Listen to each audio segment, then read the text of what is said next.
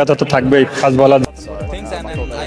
পুরস্কার নেওয়ার পরে মুস্তাফিজের মুখ থেকে কথা বের করলেন উপস্থাপক আজহার আলী খান। ম্যাচ শেষে উপস্থাপকের প্রশ্নে কি বললেন সিরিজ হারা অস্ট্রেলিয়ার অধিনায়ক জস ইংলিশ, কি বলেছেন নাজমুল হোসেন শান্ত। প্রিয় দর্শক, 3 ম্যাচের ওয়ানডে সিরিজের প্রথম টানা 2 ম্যাচে হেরে বাংলাদেশের কাছে সিরিজ হেরে গেছে অস্ট্রেলিয়া। হাতে নিয়ম রক্ষার্থের ম্যাচ, তবে বাংলাদেশের সামনে অস্ট্রেলিয়াকে হয়টস করবার ম্যাচ। বাংলাদেশ ও অস্ট্রেলিয়ার মধ্যকার 3 ম্যাচের ওয়ানডে সিরিজের প্রথম ওয়ানডে ম্যাচে লজ্জাজনক পরাজয়ের পর আজ দ্বিতীয় ওয়ানডে ম্যাচে মাঠে নেমে টসে জিতে আগে ব্যাটিং এসে বাংলাদেশি বোলারদের সামনে দাঁড়াতেই পারেনি অস্ট্রেলিয়ান ব্যাটাররা। শুরুতে 0 রানে 3 উইকেট হারিয়ে ফেলা অস্ট্রেলিয়া মার্নাস লাবুশেন ও বার্টলেটের দারুণ ব্যাটিং এ ঘুরে দাঁড়িয়েছিল।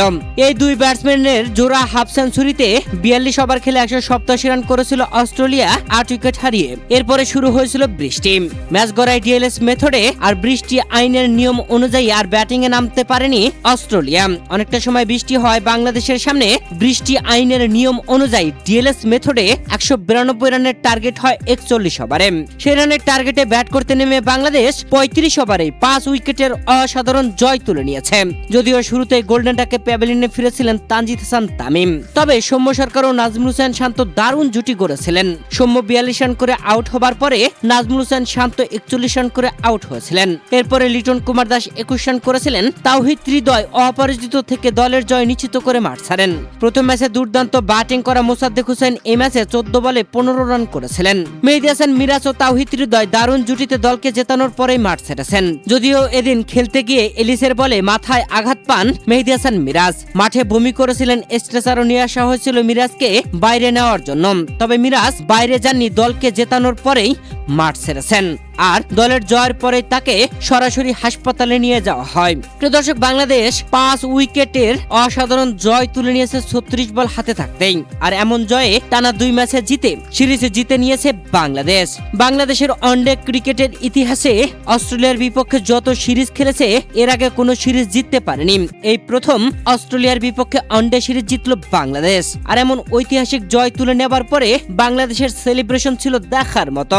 প্রিয় দর্শক, বাংলাদেশের বিপক্ষে এই ম্যাচে হারের পরে ম্যাচ উপস্থাপকের করা প্রশ্নের জবাবে অস্ট্রেলিয়ার অধিনায়ক জস ইংলিশ বলেন, শুরুতেই দ্রুত 3 উইকেট হারানো যে কোনো দলের জন্যই কঠিন, তবে মার্নাস ও বার্টলেটের জুটি আমাদের লড়াই করার মতো একটা পুঁজি এনে দিয়েছিল। আমরা মাঠে সর্বোচ্চ চেষ্টা করেছি, কিন্তু শেষ দিকে বাংলাদেশের ব্যাটসম্যানরা অসাধারণ খেলে ম্যাচটি জিতে নিয়েছে।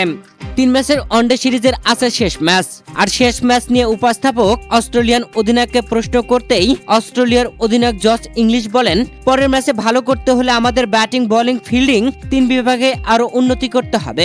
আমাদের ব্যাটাররা শুরুটা ভালো করলে বড় ইনিংস খেলতে পারছে না, তবে এই সিরিজে বাংলাদেশ আমাদের চেয়ে অনেক ভালো ক্রিকেট খেলেছে, তাদের অভিনন্দন। সত্যি এখানে জস ইংলিশকে প্রশংসায় ভাসাতে হয়। বাংলাদেশের কাছে সিরিজ হারের পরে বাংলাদেশকে অভিনন্দন জানিয়েছেন। বাংলাদেশের খেলা অনেক উন্নতি করেছে বলে প্রশংসা করেছেন তিনি। প্রিয় দর্শক, এই ম্যাচে বাংলাদেশের জয়ের নায়ক বনে গেছেন মুস্তাফিজুর রহমান। বল হাতে অসাধারণ ছিলেন তিনি। দলের হয়ে সর্বোচ্চ ভালো বল করেছেন তিনি, যেখানে 7 ওভার বল করে মাত্র 27 রান খরচ করেছেন, 2টি মিডিয়াম ওভার নিয়েছেন আর উইকেট নিয়েছেন 3টি। তাতে ম্যাচ শেষে জয়ের নায়ক বনে ম্যাচ সেরার পুরস্কার পেয়েছেন মুস্তাফিজ। ম্যাচ সেরার পুরস্কার হিসেবে তিনি পেয়েছেন $1000, যা বাংলাদেশি টাকায় কনভার্ট করলে প্রায় 1,22,000 টাকার মতো। আর ম্যাচ সেরার পুরস্কার নেওয়ার পরে উপস্থাপক মুস্তাফিজের মুখ থেকে বের করলেন কথা। ম্যাচ উপস্থাপক আজহার আলী খান প্রশ্ন করেন মুস্তাফিজকে, যেখানে প্রথম প্রশ্ন করেন, প্রথম ওভারে 2টা উইকেট, প্রথম বল করার সময় কি চিন্তা করছিলেন আপনি? মুস্তাফিজুর রহমান এ সময় উত্তর দেন, না, আমি সবসময় চেষ্টা করি নতুন বলে বোলিং করলে সুইং করানোর। এ সময় উপস্থাপক আজহার আলী খান প্রশ্ন করেন, নতুন বলে বল করেছেন বেশ কয়েকটা ম্যাচে, আগে কিন্তু পুরাতন বলে বল করতেন, এই চেঞ্জটা কিভাবে আসলো এবং কি চিন্তা করলেন যে না, আমি আসলে নতুন বল করলেও আমি কিন্তু এফেক্টিভ হব? মুস্তাফিজুর রহমান উত্তরে বলেন, আমি তো নরমালি আপনার পুরাতন বলে বোলিং করতে এনজয় করি, তো আমার টিমের প্রয়োজন ছিল নতুন বলে বোলিং করার, আমি চেষ্টা করছি আমার স্কিল অনুযায়ী বোলিং করা। এ সময় উপস্থাপক আজহার আলী খান আরো প্রশ্ন করেন, আপনার শরীর কেমন? আপনি মাঝখানে ইনজুরিও ছিলেন, তারপরেও আপনাকে দেখছি আপনি আলহামদুলিল্লাহ 100% ফিট আছেন এবং খুব ভালো জায়গায় বল করছেন। এ সময় মুস্তাফিজুর রহমান উত্তরে বলেন, জি, এমনি শরীর ভালো, ব্যথা তো থাকবেই ফাস্ট বোলারদের সব সময়, আলহামদুলিল্লাহ। প্রিয় দর্শক, এই ম্যাচে মুস্তাফিজুর রহমানের বোলিং আপনাদের কাছে কেমন লেগেছে কমেন্ট করে অবশ্যই জানাবেন। অস্ট্রেলিয়ার বিপক্ষে টানা 2 ম্যাচে জিতে সিরিজ জিতে নিয়েছে বাংলাদেশ। আর এই সিরিজ জিতে টানা 4টি সিরিজ জিতল বাংলাদেশ।